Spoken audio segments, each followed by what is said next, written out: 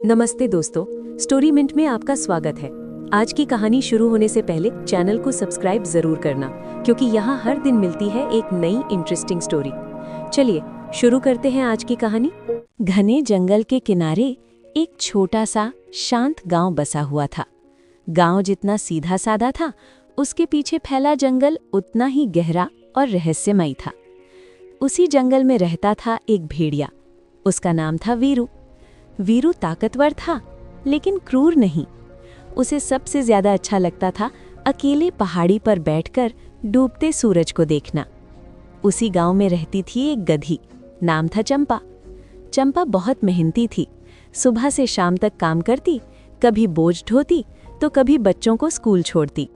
लेकिन चंपा की जिंदगी में एक कमी थी, उसका कोई दोस्त नहीं था। लोग उसे सिर्फ काम की चीज समझते थे। एक दिन अचानक आसमान काला पड़ गया।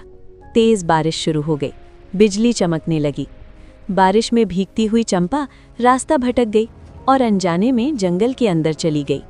अचानक उसके सामने एक साया दिखाई दिया, एक भेड़िया।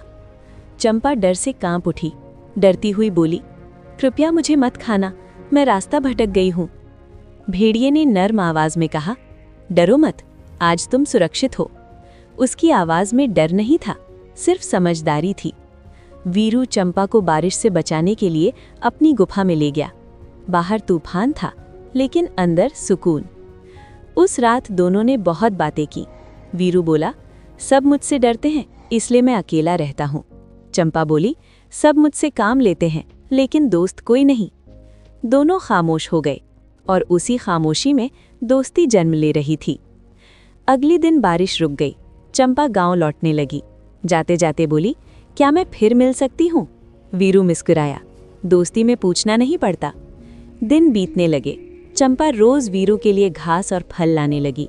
वीरू उसे जंगल के रास्ते सिखाने लगा, खतरों से बचाने लगा। धीरे धीरे एक भेड़िया और एक गधी सबसे अच्छे दोस्त बन गए। एक दिन जंगल में भयानक आग लग गई। जानवर इधर उधर भागने लगे। चंपा आग के बीच फंस गई। वीरू ने एक पल भी नहीं सोचा।